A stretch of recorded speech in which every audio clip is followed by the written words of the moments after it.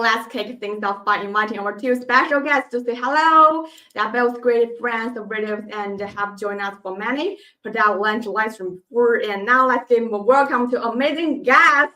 First up, we have Steve. Howdy, everybody. Steve. Winter emergencies, we both the governments and local communities emphasize the crucial roles outdoor communication, and our two guests today truly understand this topic inside and out. We hope they offer practical example and advice. So whether you have faced the harsh conditions before and want to prepare for the future, Steve. It's gonna be me. Fire. Yeah. Now it's all your stage now, Steve. I'm very excited. I'm looking forward to sharing. Okay, now I'm gonna hand the mic to you. All right, great. Thank you, Julia. Great to be here. So they've asked me to talk to you guys about some winter preparedness and ham radio. And the last 10 years or so, I lived in northwest Wisconsin, and our record low temperature when I was there, not the record low temperature overall, was minus 35. You could take a pot of boiling water off of your stove in your kitchen, your nice warm house, walk outside, throw it up in the air, and it would come down as snow that fast. That's how cold that was.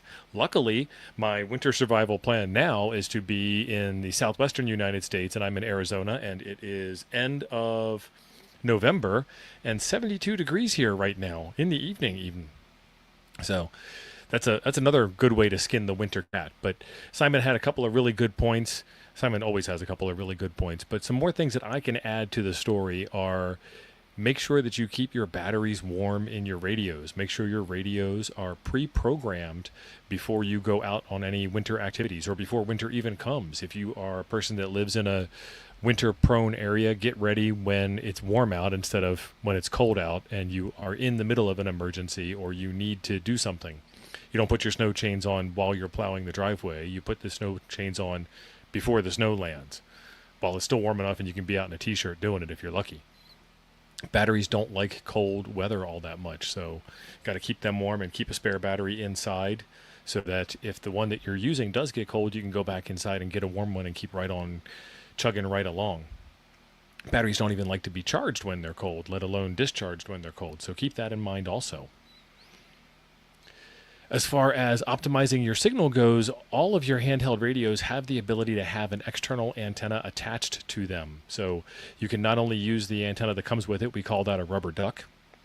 Your rubber duck antenna is not the best antenna in the world, but it's the one that comes with your radio. It's kind of like the first set of tires you get on your car are not the best set of tires that you'll have. You might want to think about doing an upgrade as soon as those tires wear out, or even sooner than that. Same thing with your ham radio handheld antenna. Get yourself a better antenna right out of the gate as best as you can. And some of the Retevis models of radios actually ship with extra antennas that are better than the stock antenna that's there. You can also hook up a better stationary antenna, like a big antenna attached on the roof of your house or up in a tree, and run a nice long piece of coax down to your handheld radio with a little bit of strain relief so you're not breaking the connector on the radio, and enjoy having a high up in the air, higher quality antenna. So there's a couple of different manufacturers that make better antennas, and you can find them on your favorite jungle market. And then some other things that I can think about for portable communications are to have a set of repeater frequencies pre-programmed in, and be a friendly voice on those repeater frequencies. Be a known entity. Be somebody that is recognizable when you throw out your call sign and start talking on the repeater. Get to know the people in your area. Get to know what your capabilities are, what you have to offer, what their capabilities are, what they have to offer. I'm running low on firewood and I've got a downed tree and my chainsaw doesn't work. Who do I know in my area on the repeater who can help me get my chainsaw fixed, or help bring a chainsaw, or help me cut down this tree in exchange for some of the wood to heat their house? Things like that, they go a long way in the cold winter months when you are really in need of help. let's see, what else can we talk about in addition to that? Oh, have some simplex frequencies programmed in and know where you can talk. So a lot of people think that DMR radios are only internet-based radios, and it's not real ham radio, and you can't talk radio to radio, therefore DMR bad. But that's actually not true. You can talk simplex to another DMR radio. Simplex is when two radios talk to each other on the same frequency, as opposed to duplex, which would be like on a repeater, where you're talking at the same time that the repeater's talking out to everybody else, and it's on a different channel. You can also use internet hotspots, and I have two of them mounted on the wall just off camera back there. Those are the blinking lights over my shoulder, and that allows me to talk worldwide or to join into some of the fun networks that are out there. We call them nets.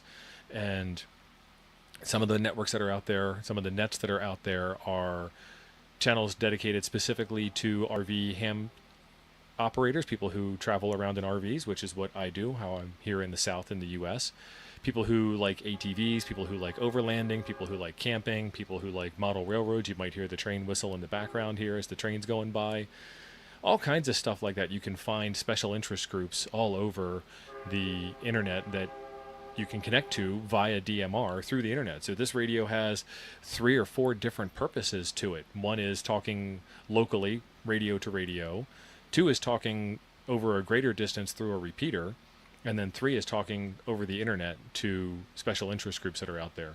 If you are in the southeastern portion of the United States, there's a lot of hurricanes that come through, and there's the Hurricane WatchNet on DMR that you can join and get some information, whether you're in the area of affectation or you're not inside of the area that's being affected by the storm.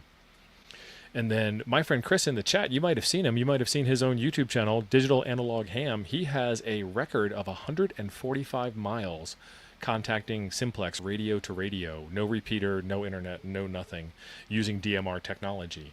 And one of the reasons why this works is because DMR encapsulates your voice into a digital mode and then transmits that over the airwaves with some error correction. So if a portion of your traffic doesn't make it, it's automatically reframed and resent out and repackaged on the far end. And if it happens fast enough, you won't lose any of the transmission. So your transmission's able to go a little bit farther and be heard a little bit better because the digital algorithms can pull a lot of signal out of a lot of noise over distances like that. And you can check out Chris's channel for more information on that, or you can check out my channel for information. People talk about code plugs being very difficult to create, and I've got a video on my channel called Easy Code Plugs. And I've got a metaphor where, think about it more like a Rolodex where you have contacts, and then you have contacts that are in groups, and then you have those groups that are inside of other bigger groups, zones, if you will.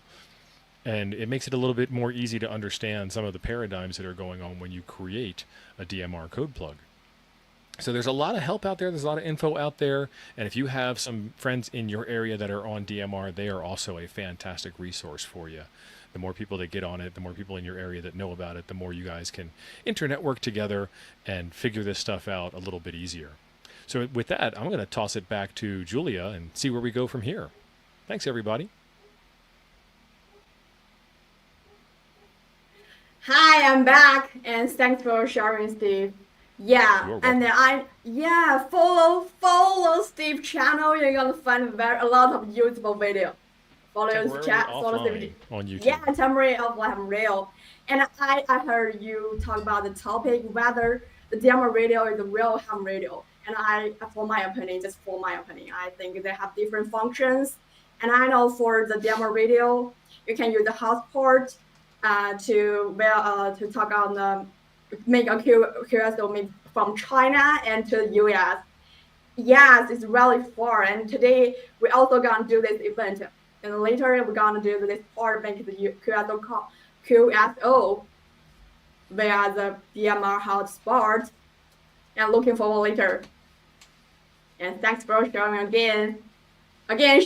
Follow Steve's channel. You're gonna find very useful videos.